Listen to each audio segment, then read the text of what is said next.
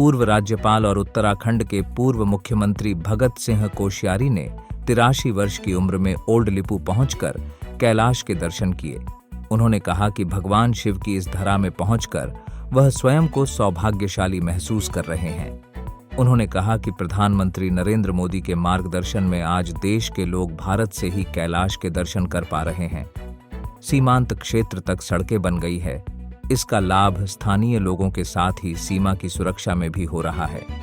उन्होंने बताया कि उनके दादाजी ने 3 बार, पिताजी ने 2 बार और बड़ी बहन ने 1 बार कैलाश के दर्शन किए।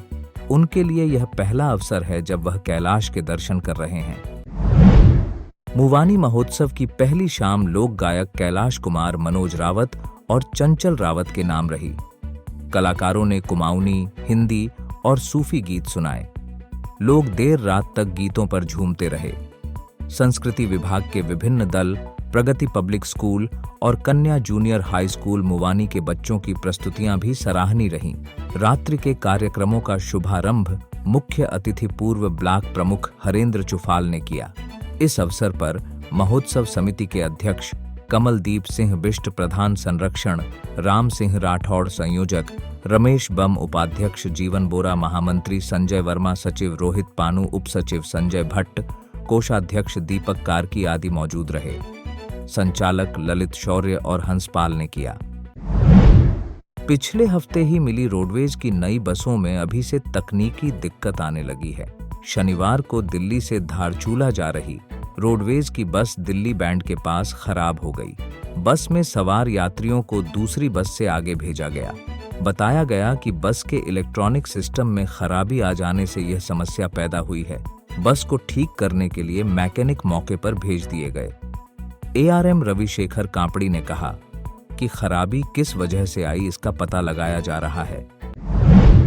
डॉक्टरों की कमी को देखते हुए अब आपके शहर पिथौरागढ़ में यहां आपको मिलेगी संपूर्ण चिकित्सा सेवाएं, जैसे बाल रोग विशेषज्ञ, डेंटल केयर, अनुभवी फिजिशियन और कान नाक गले की समस्या के विशेषज्ञ की सुविधा, सब एक ही स्थान पर आपके स्वास्थ्य की देखभाल के लिए सदैव तत्पर स्वस्थ जीवन की ओर कदम बढ़ाए।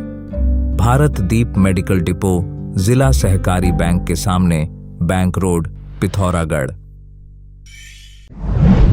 पिथौरागढ़ नगर के उल्का देवी मंदिर के समीप स्थित शहीद स्मारक में राज्य स्थापना दिवस की पूर्व संध्या पर दीपोत्सव कार्यक्रम का आयोजन किया गया।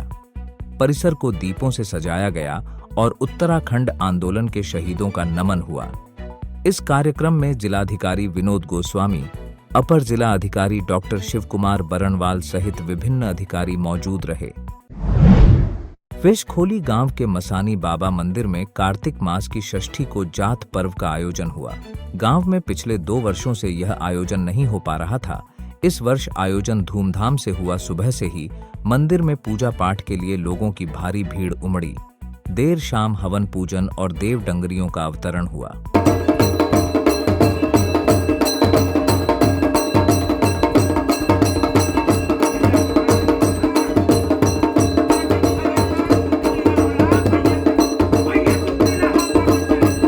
मंदिर परिसर में पहाड़ी व्यंजन और पकवान बनाए गए। ग्रामीणों ने अपने रिश्तेदारों और इष्ट मित्रों को आमंत्रित किया था। इस आयोजन से 2 दिन पहले मंदिर में औरात और भजन कीर्तन का आयोजन किया गया। ग्रामीणों ने इस बार अयोध्या की तर्ज पर मंदिर परिसर में 1111 दीप प्रज्वलित कर मंदिर की शोभा में 4 चांद लगाए। देर सांय पूरे गांव में दमौ और नगाड़े घुमाए गए। मंदिर में झोड़ा चांचरी का आयोजन भी हुआ। 8 गांव से शिलिंग में चल रही रामलीला के दूसरे दिन ताड़का वध, सुबाहु मारीच वध, जनक द्वारा सीता स्वयंवर की घोषणा और माता सीता द्वारा गौरा की पूजा करना आदि प्रसंगों का मंचन किया गया। विश्वामित्र के पात्र के रूप में हितेंद्र सिंह वल्दिया ने, राजा दशरथ के रूप में विजय भट्ट ने, राजा जनक के रूप में राजेंद्र वल्दिया ने, राम के रूप में पारस, लक्ष्मण के रूप में पार्थ ने अभिनय किया।